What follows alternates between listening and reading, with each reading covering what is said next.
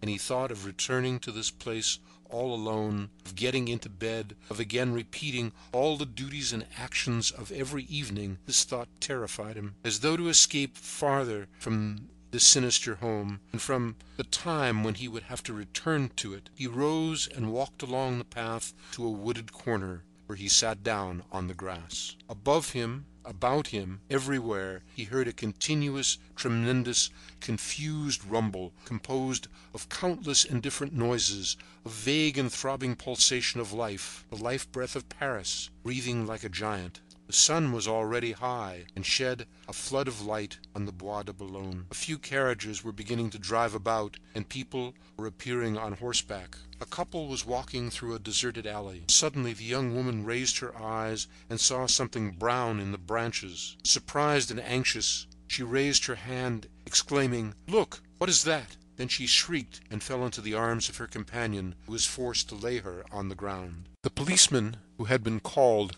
cut down an old man who had hung himself by his suspenders. Examination showed that he had died that evening before. Papers found on him showed that he was a bookkeeper for Messieurs Lebuz and Company, and that his name was Larras. His death was attributed to suicide, the cause of which could not be suspected. Perhaps a sudden access of madness. The end of the Stroll by Guy de Maupassant, read by Roy Schreiber.